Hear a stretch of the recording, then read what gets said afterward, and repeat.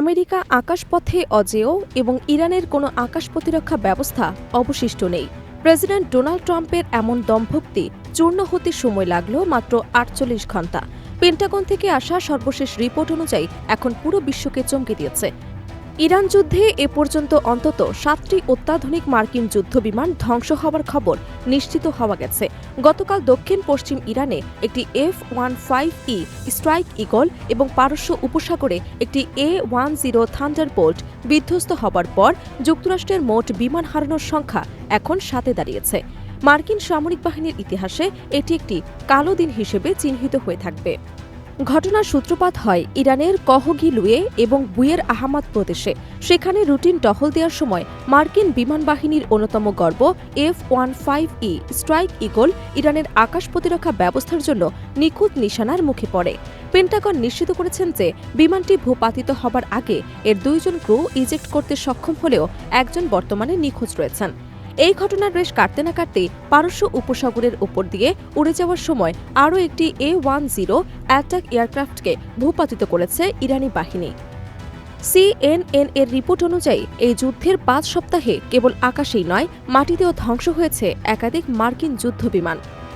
এই বিমান হারানোর তালিকা বিশ্লেষণ করলে দেখা যায় আমেরিকার ক্ষয়ক্ষতি কেবল আকাশ যুদ্ধের মধ্যেই সীমাবদ্ধ নেই।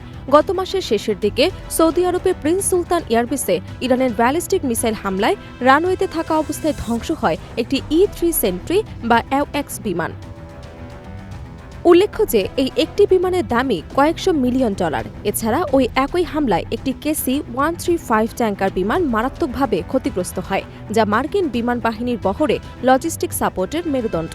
পেন্টাগনের গোপন নথিতে দেখা গেছে ইরানের মিসাইলগুলো মার্কিন রাডার ফাঁকি দিয়ে সরাসরি হ্যাঙ্গারে আঘাত হানতে সক্ষম হচ্ছে, যা মার্কিন প্রতিরক্ষা বিশ্লেষকদের কপালে চিন্তার ভাঁজ ফেলেছে।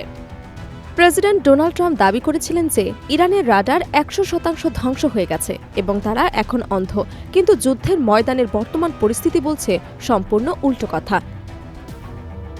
ইরানের 4000 কিলোমিটার পাল্লার মিসাইলগুলো এখন কেবল মধ্যপ্রাচ্যেই নয়, বরং ভারত মহাসাগরের দিয়োগা গার্সিয়া ঘাঁটিতেও পৌঁছানোর সক্ষমতা অর্জন করেছে।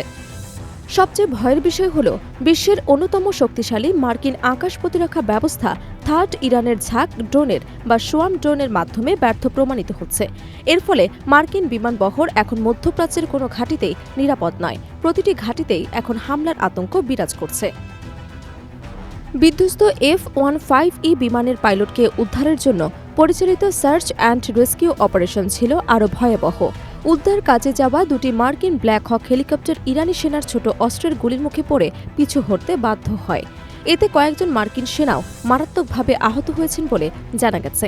এই ঘটনাটি প্রমাণ করে যে ইরানের মাটিতে মার্কিন কমান্ডারদের অপারেশন চালানো এখন আগের চেয়ে অনেক বেশি ঝুঁকিপূর্ণ এবং প্রায় অসম্ভব হয়ে দাঁড়িয়েছে। স্থলপথেও ইরান তাদের শ্রেষ্ঠত্ব বজায় রাখছে। আমেরিকা বর্তমানে কেবল সামরিক বিপর্যয়ের মুখেই পড়েনি, বরং কূটনৈতিকভাবে কোণঠাসা হয়ে পড়েছে।